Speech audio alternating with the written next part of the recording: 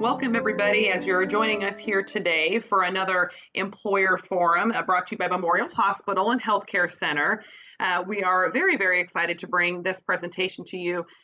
Recently in the field, I feel like we've had many more questions from our employers on how they can help employees in their workplace specific to some of the chronic conditions that folks in their groups will suffer from, and diabetes being one of those. And we thought it important to recognize that as November is actually Diabetes Awareness Month.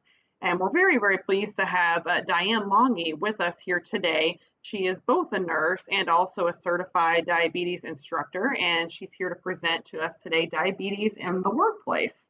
And we are ready to hear all about this, Diane. Thanks so much for joining us today. Okay, thank you. Welcome to everybody, and thank you for watching. Going to talk to you about diabetes in the workplace. Diabetes is expensive. Medical costs for people with diabetes are more than twice as high as for people without diabetes. Diabetes is expensive for the person who has diabetes, but also for the employer and the healthcare system. $327 billion. This is medical costs plus lost work and wages. But notice that it says that this is the total cost of diagnosed diabetes in America per year. There is also a lot of undiagnosed diabetes, so those numbers are probably even higher. We can probably all agree that this is not a good thing. We would like to avoid it, but we can't. It's not realistic. Diabetes is out there, so we have to do something about it. And there are things we can do to make a difference. The first of these is prevention. Prevention is cheaper. 34.2 million people have diabetes, but 1 in 5 people don't know that they have diabetes. The reason this is important is that the damaging effects are already happen before they even know that they have it. This is why early screening and health promotion are so important. They didn't even know they had diabetes, so they weren't doing anything about it. Now they have damage to their body that's going to cause health complications and a lot of expense down the road. If they found out early that they had it, they may have been able to avoid these bad effects and the complications. It's going to save everybody money in the long run to promote prevention because employees will stay healthier, avoid complications, and have fewer medical expenses and lost work days. So 88 million people have prediabetes. 8 in 10 adults don't know that they have prediabetes. If caught in the prediabetes stage, it's possible to prevent diabetes from ever happening. So that's why this is so important.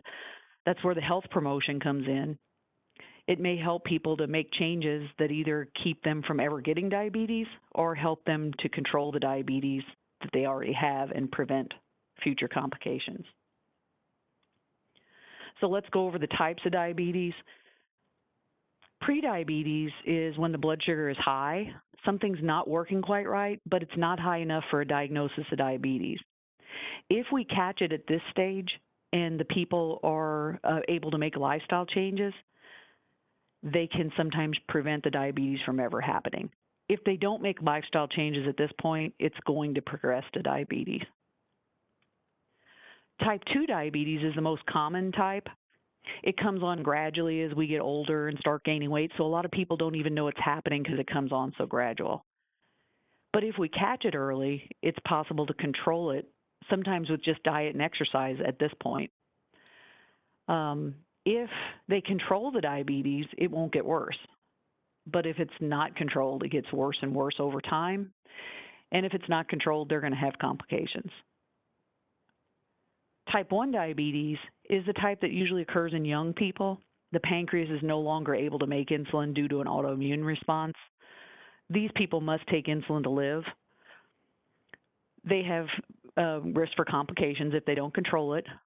There's a risk for low blood sugar when you take insulin, but also I wanted to point out type 2 diabetics also have a risk for low blood sugar because there are pills that are given to type 2 diabetics that can cause low blood sugar, and some type 2 diabetics also take insulin. Then there's gestational diabetes. This is diabetes while pregnant, and it is a big risk factor for developing type 2 diabetes someday if lifestyle changes aren't made.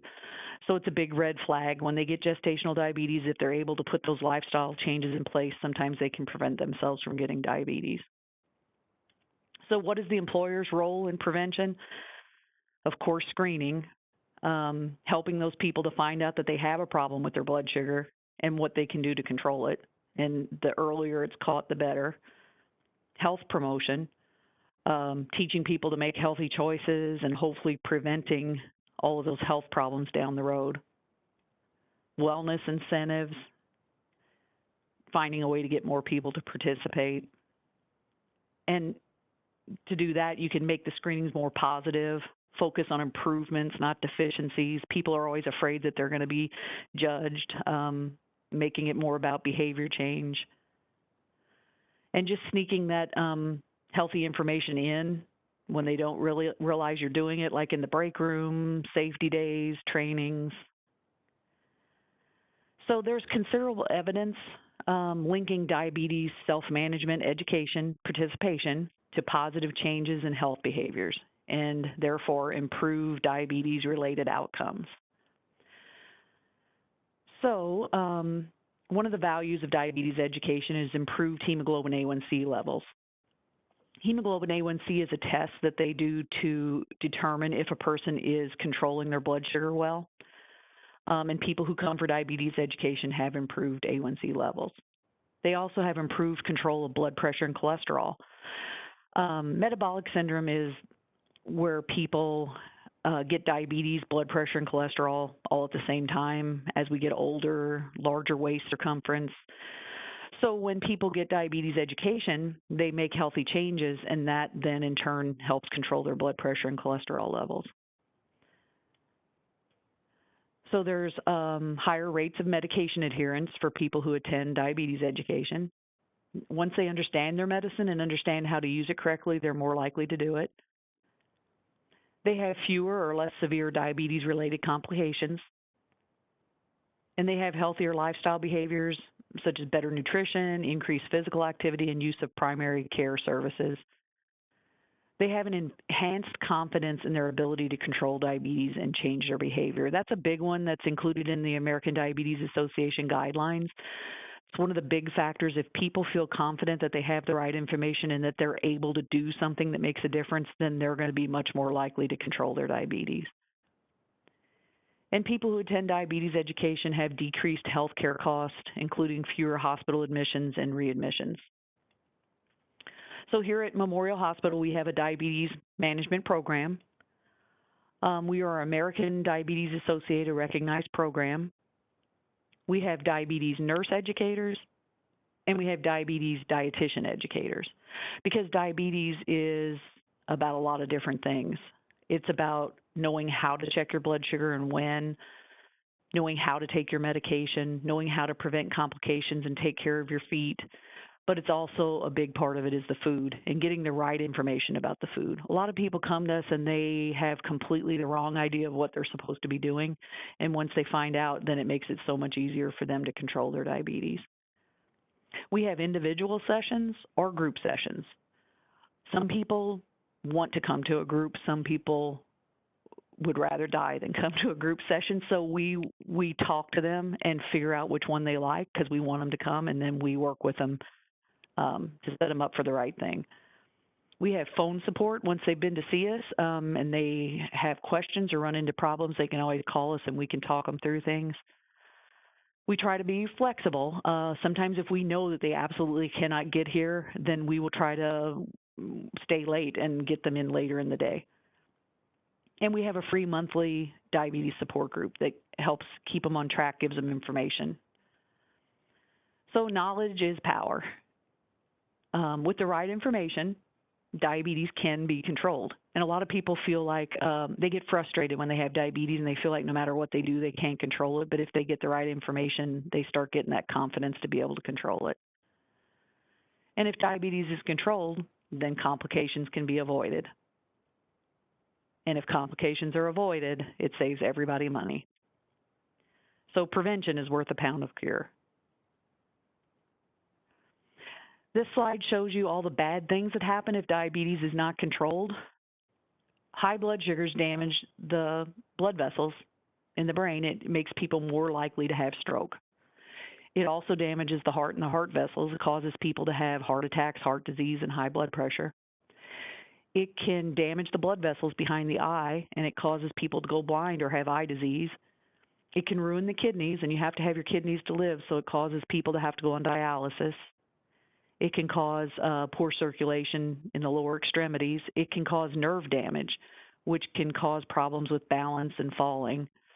And then it can cause sores not to heal. So it can cause a lot of problems with the feet, and you hear of a lot of people getting amputations. So there's a lot of bad things that happen when the diabetes is not controlled, and this is where all the cost comes in. If they don't control it, they start having these problems, and then it costs everybody a lot of money. So diabetes gets progressively worse if it's not controlled.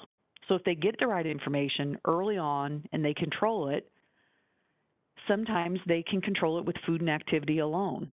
But if they don't and the blood sugar stays high, then the pancreas is trying to keep up and it wears out. And then what happens is they'll have to start taking medicine. Then if they still aren't able to control it and the blood sugar stays high, the pancreas is going to quit working even more, and then they're going to have to take a non-insulin injection, which is those things like Victoza and Trulicity. They help people feel fuller longer, lose weight. It helps them make insulin when they need it. If it's not controlled at that stage and the pancreas continues to get more worn out, it will it will progress to the point where they need insulin. They usually start out with one insulin injection a day, a long-acting insulin that they take once. If it's not controlled at that stage, it's going to progress to where they need multiple insulin injections a day. So stigma is a mark of disgrace associated with a particular circumstance, quality, or person.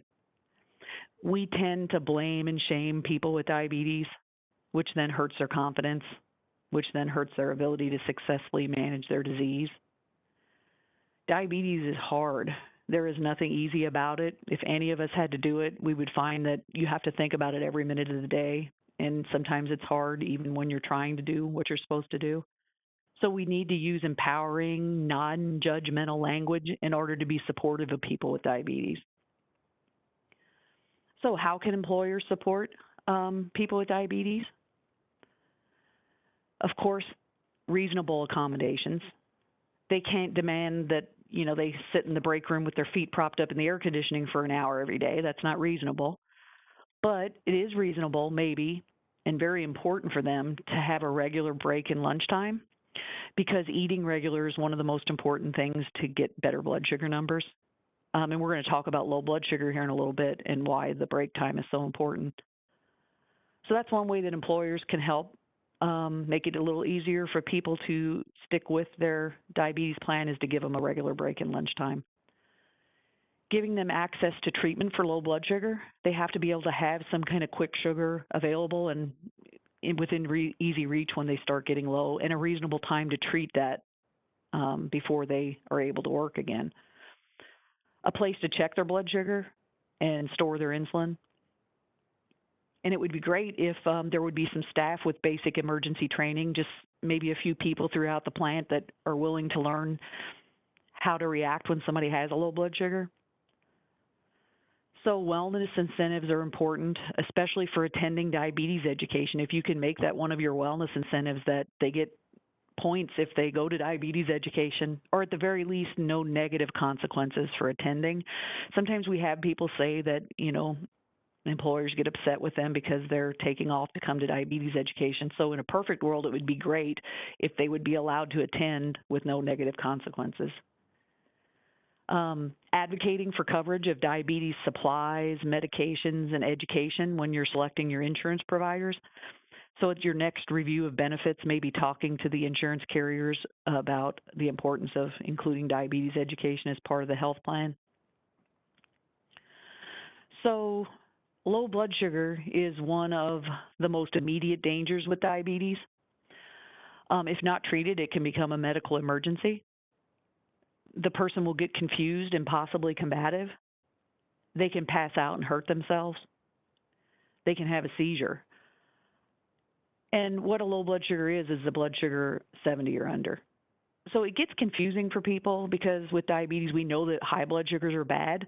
High blood sugars are bad for us in the long run, but you can walk around for weeks and months at a time with a high blood sugar and it's not going to make you fall over. But a low blood sugar, if it starts dropping and gets under 70, it's going to make you pass out. So what are the causes of low blood sugar? Not enough food. So that's why it's so important to have that regular break and lunchtime, because if they don't eat, their blood sugar is going to start dropping. Too much medicine. So if they took their medicine that morning but then don't get their break time, the medicine is working to lower their blood sugar, but now they didn't put any food in there to balance it out, and then it's going to get too low. Maybe the doctor just changed their medicine and they don't realize how it's going to affect them, and that can cause it. Too much exertion. So if they're exerting themselves and maybe it's a little more than on a normal day, it's a chance that they're going to have a low blood sugar. So the symptoms of low blood sugar, they get pale, they get sweaty, they get weak. They start getting confused. They might appear to be drunk. They might even get combative or argumentative. If somebody tells them, hey, I think you're getting low, their brain isn't working right because they're not getting enough sugar, and then you almost get frustrated with them because they don't know that they're supposed to get something to eat. That's why it's so important to catch lows right away. If they feel it coming on and they know they can get their quick sugar, then hopefully you can avoid it getting worse. Sometimes they get glassy-eyed and staring, not responding right, shaky. So the treatment of low blood sugar is quick sugar and only quick sugar. Sometimes people will want to use a candy bar or peanut butter crackers, but those don't work quick enough. They have to be digested. They take a long time to digest, and by that time, they're going to pass out. So these are examples of things that are quick sources of sugar. Any kind of fruit juice, regular soda, glucose tablets. You can buy those at pharmacies. You have to chew 3 or 4 of them up really quick. They're easy to store. They don't melt. 5 to 8 Lifesavers, 15 Skittles, 4 Starburst. It just has to be sugary kind of items, but you don't want to overdo it. They don't want to guzzle down a whole soda. That might make them high. So you use a half a can of soda, then you wait 15 minutes. You give it time to work, and then if your blood sugar is better, you know, okay, I don't need any more quick sugar, but now they have to eat some solid food. Because if they just use the quick sugar, get a good blood sugar, and then they go right back to working, it's going to drop again. So once they correct it with the quick sugar and only the quick sugar, if you put other food in there at the same time with the quick sugar, it slows it down. So you only want the quick sugar in there until they get above 70. Then they need to eat a little bit of food after that, like some peanut butter crackers or a sandwich, because that's what's going to hold them so that they don't crash back down again. So this is that piece that if somebody working with them knew this stuff, because the person may not realize that it's gotten that bad, and they may already be confused and not know how to do it. If somebody that works with them knows, they can maybe get them this going and keep it from becoming an emergency. So the best thing is to prevent low blood sugars. So the best way to prevent low blood sugars is to eat regular. Don't skip meals or delay your meals. And to make sure that you eat right. The meal has to include some carbohydrate. A lot of times before people come for diabetes education, they think they're not supposed to eat carbohydrate. So then they cut it all out and then they have low blood sugar. And then if exerting themselves, they may need regular snacks, because the more you exert yourself, the more it burns off that sugar, and then they have to be able to get a snack every once in a while, so the regular break times. And one of the biggest things to prevent it from becoming an emergency is to be able to detect it early. So if they know that they feel it coming on and that they can get that treatment or get to their blood sugar machine so they can check, then maybe they can prevent it from getting worse. So in summary, what can employers do to help their employees?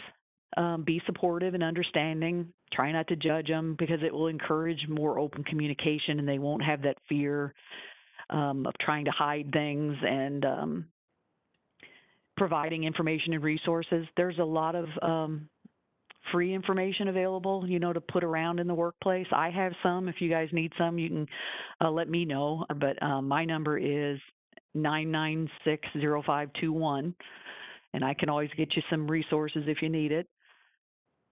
Provide screening opportunities and incentives to stay healthy and get diabetes education. Coverage of the diabetes education, because the problem with insurance, Medicare and Medicaid cover diabetes education really good, but private insurance, if they haven't met their deductible, they're going to have to pay for it. And so sometimes it deters people from coming in for the right information. So coverage of the education and the flexibility to attend diabetes education. And then ensuring regular break times and ability to have their treatment with them and someone in the plant trained in how to treat a low blood sugar. So I hope that information helped. With the right information, people can manage their diabetes and be good, productive workers. So our role is to try to help them to get that information. Thank you. Diane, that's really great information. Maybe I could even add a couple of other questions just to make sure that we sum it all up. I appreciated all that information that you'd had, no doubt. I think one of the most staggering things that you mentioned was just about how many people might be walking around and not even aware that they might be gradually on their way to experiencing a diabetes, a diagnosis, I guess. What would Yeah. you say, like if you could name a percentage, I guess, of any of our population that's walking around and may not even know that there might be suffering from this? How many people are going around like this? I feel like it's a lot. When we get people here for diabetes education, a lot of times we'll ask them, well, how long have you had it? And they'll say, oh, I just found out. But when we look at their records, it looks like kind of gradually over the years they've had a high blood sugar here and there. And that's that part that sometimes it gets missed a little bit because you think, oh, it's just a one-time thing. But that's why regular screening, year after year, you're going to see, oh, their blood sugar's high and it was high last year. Then it's like, okay, this is something going on. So I feel like it's a big percentage in my experience of seeing people that didn't know they had it. And then by the time they come to us, they're already having symptoms of some of the bad things, like the neuropathy. They'll have tingling and pain in their legs already, and that shows that the blood sugars have been high for a while. Okay, well, no, that's very helpful to understand that. So then, I guess the way for us to make sure that we to sort of head this off at the pass, would you recommend that folks, we all should probably be getting a health screening every year? That would be the way that somebody year after year could identify what that number is, correct, for a blood Yes. sugar? Okay. Because around, I mean, especially around here, I know a lot. We're German. We don't go to the doctor. People don't have any reason. They feel okay, and even if they don't feel okay, some of those symptoms of diabetes are, you're tired, you're blurry vision. You think it's just because you're getting older, so you don't go to the doctor. But if you went to a health screening and then you would see it, then there's the problem. So. Okay, very good. And you had mentioned some of these specific sessions that folks could attend, and I understand that in terms of payment, that can be unique to that person's insurance. About how many sessions do people normally have? Is it sort of a program that people attend once, and then hopefully they've received that information? They don't necessarily have to come back for education, or is this something every year that they would want to repeat and would need to have additional education for? Usually we will see people sometimes in just one day. If they want to get it all in one day, we'll see both the nurse and the dietitian in the same day. Like if they can't take off work, then we get it done. Sometimes they come and meet the nurse first and then they come back for the dietitian. Then it just depends on insurance. Some, definitely with Medicare and those kind of things, they are able to come back every year. I think most insurances will cover it every year because you get a lot of information thrown at you and you can't absorb all of it. And then maybe next year, if you come back, you're going to be like, oh, I get that now. And then so it's important to continue to get the information. Okay. And are there any support groups that Memorial Hospital offers for folks that have been diagnosed and maybe they've even gone through the one-on-one education with your group? Are there other support groups if they wish to attend where they could come and get more information? Yes, and we have a free support group the third Monday of every month. It's free. You don't have to sign up. You just come. It's at the front of the hospital in the Mary Potter meeting room, and it's from 5:45 to 6:45. And either me or one of the dietitians will talk about a topic, something like checking the blood sugar or how to cook or look at labels, and it keeps people getting that information, that reinforcement. And then a few people come and then they discuss it and they talk about things that they've ran into. So it's a really good thing. And we do advertise that on the radio and in the newspaper. Okay, no, that's great information to have. I suspect that there could be folks that are listening to this today, and maybe they have even more specific or unique questions regarding their specific place of employment or the group that they have. at their place of employment. Is that something, Diane, if someone were to contact you or to contact me to get a hold of you, could they also have you come on site to explain this further if they had additional questions on what they could do for Yeah. their employees? Yes, I think that would be great. We'd be very willing to work with people to try to get the information out there. Okay. Well, no doubt this is continues to be a topic that doesn't go away. Like you'd mentioned, more and more people, learn all the time that they're going through a diagnosis like this. But I think what you've also pointed out too is that just like really anything, accommodations, certain ones can be made, and really that should be just fine to get through work, appropriately and effectively. Just making sure that we're caring for ourselves as good as we can. But I'm glad to know that there are things that we can do to help those folks. I believe Diane did give a number on how she could be contacted. Again, that's 996-0521. You're welcome to reach out to her directly. Certainly, you can always reach out to one of your members of Business Development Department here at Memorial Hospital. And we look forward to hearing more from you and more questions on how we can help you. Thank you all very much.